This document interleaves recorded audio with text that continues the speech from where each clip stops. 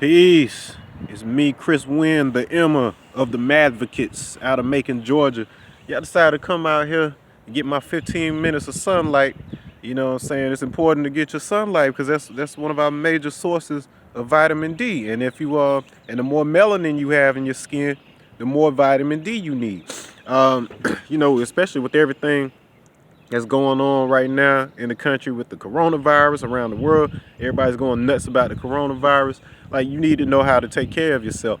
And the irony of the coronavirus, outbreak, like happening over in China first, is that they really, some of their ancient modalities through Qigong and their Chinese medicine is actually like super effective against outbreaks like this. But one thing I learned as a practitioner of Qigong is that a lot of modern day Chinese people, they don't use any of this stuff. Like, it's become modernized, it's become westernized or whatever. They've adopted a lot of Americanized or Europeanized ideals, when it comes to industry and things like this. So they largely discount some of the stuff that they've been using for thousands of years, to stay well. Like, once upon a time, hospitals in China wouldn't even treat you unless you had done 100 days worth of qigong before you came in, because it was their belief, and I've seen it in action, that you can reverse, at least start the process of reversing just about any illness, right down to cancer or diabetes, after a regimen of 100 days straight of qigong or whatever. And one thing to understand is, we get lost in mysticism. Just about every practice that you could think of, that was created, by ancient cultures, was science. They, like, original people are scientists. You know what I'm saying? So it's like, so they had a very high understanding of nature and the human body and things like this. And then because of some of the trappings of language over many years or whatever, a lot of those old practices have been lost. The understanding of those practices have been lost, and so we get caught up in dogma and religion and things like that or whatever, and it creates skepticism among people who could be using this information in order to keep themselves safe, keep their family safe, and things like this. So definitely approach it with an open mind. So with qigong, um let's start by talking about things that we recognize. We understand how magnetism works. We understand how energy works. Well, at least if you went to school, if you paid attention when you were in high school, you at least have some understanding of how some of these things work. And our body, it generates an electric signals. That's how we send information throughout our body. You have your nervous system. You have all these electric pulses and things that flow through your body. And so whenever electricity runs through a wire, it's well known that there's what's called an electromagnetic field that forms around the outside of the wire. Your body's no different. Everything in your body has an electromagnetic field. Like, we refer to it on some levels, like, people talk about aura and things like this. And so the different fields that surround the body, there's different levels of it.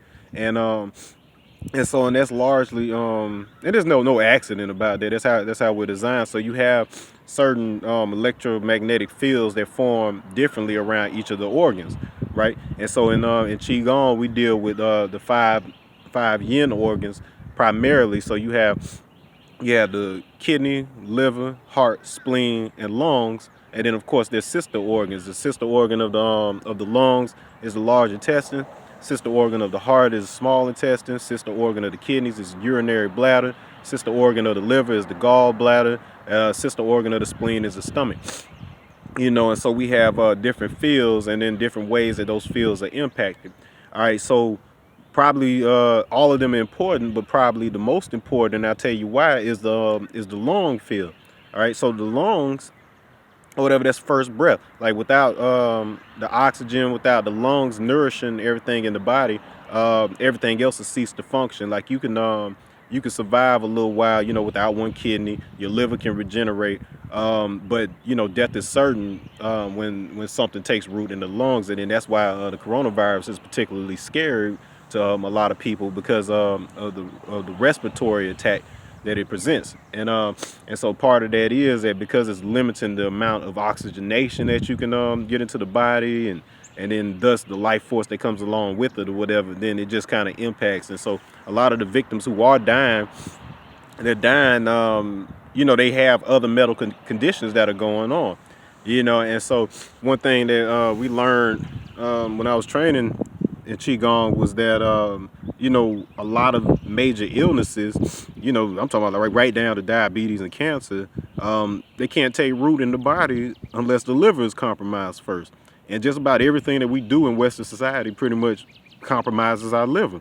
Like, all like the different medicines and pills that we take or whatever, like they're synthetic, so they got to pass through the liver, and then over time those can break down the liver.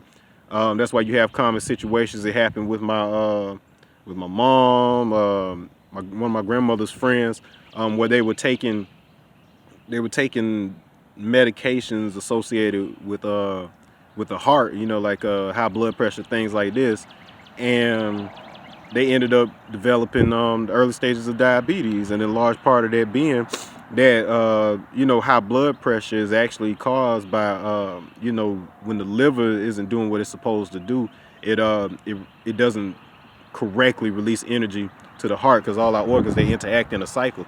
And so because the liver is off or whatever, the heart starts overworking, not functioning like it's supposed to, and then we start having those symptoms of high blood pressure.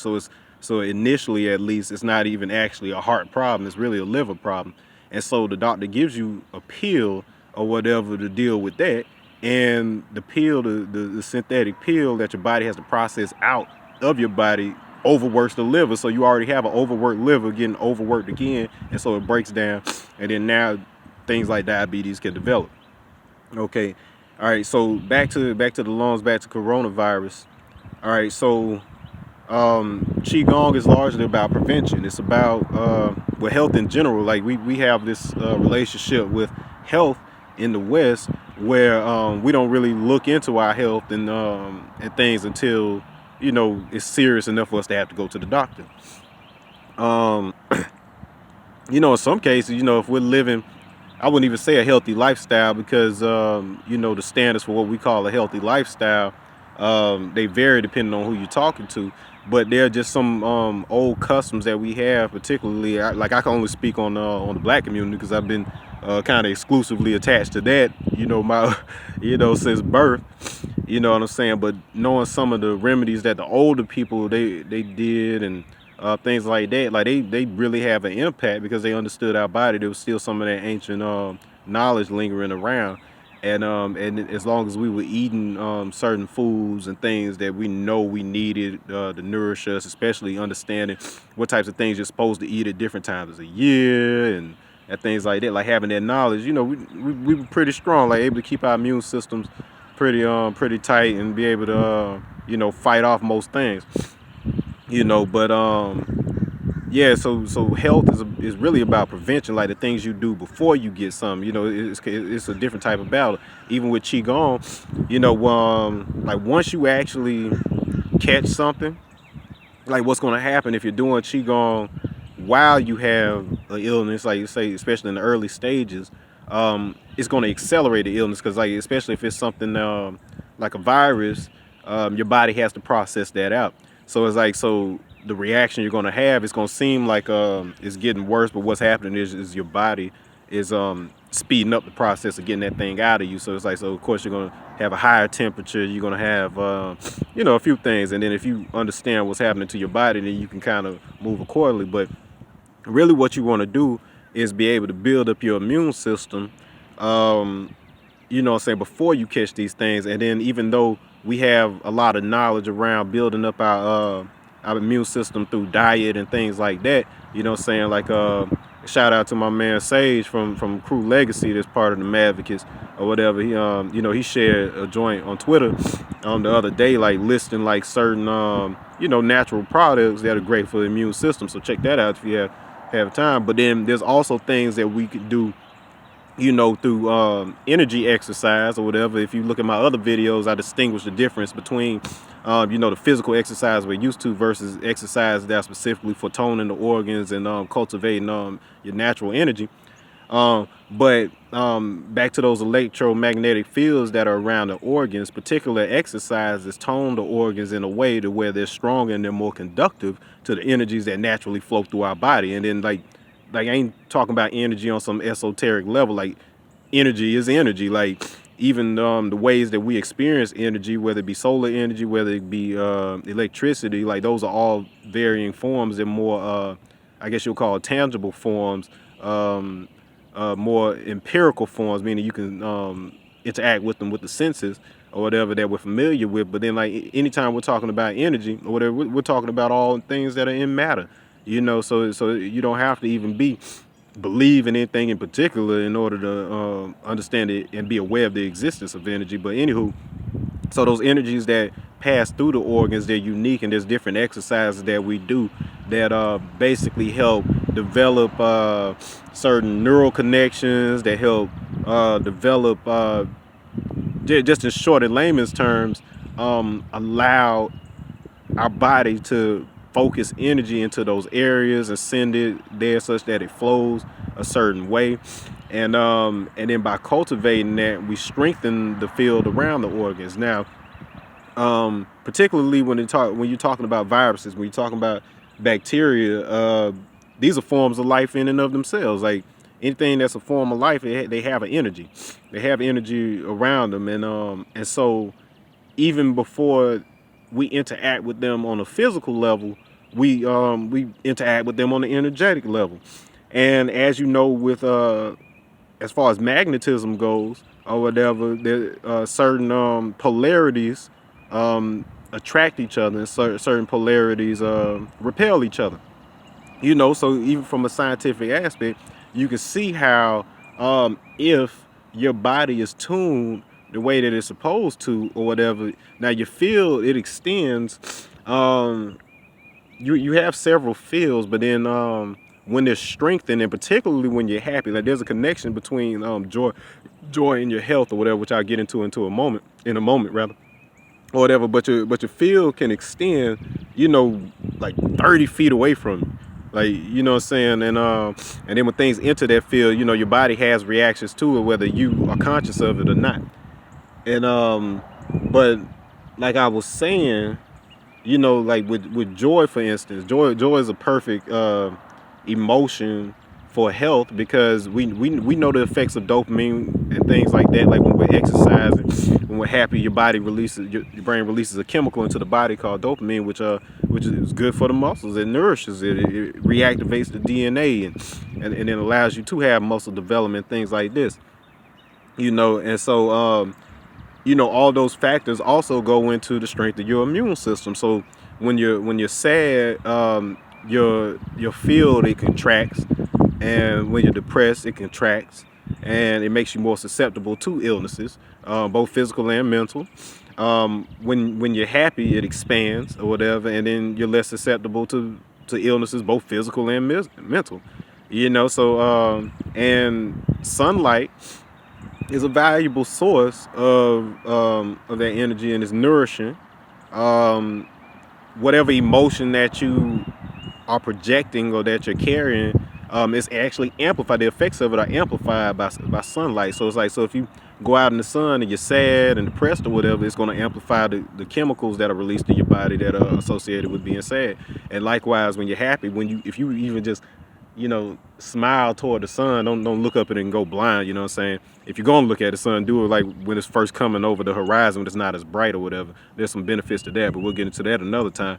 But like, yeah, just go out and smile, whatever. It like, you can even think of it from like physically, the glands that help absorb that vitamin D, which is great for your immune system or whatever, located like around in here. So it's like, so that smiling or whatever, it actually kind of flexes those, if you think about it, and then allows them to absorb more of what the sun is giving to it.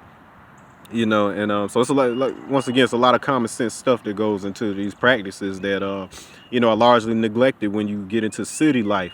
You know what I'm saying? When we talk about industry and things like that, like China, like the skies are all smoggy or whatever, because all the pollution and things like that, or whatever. They're living on top of each other, so many people and things like this. So it's like a lot of the old practices, they just put them aside so they can make money and things. And we're guilty of that over here in America too, and it's creeping into every culture, every facet of culture.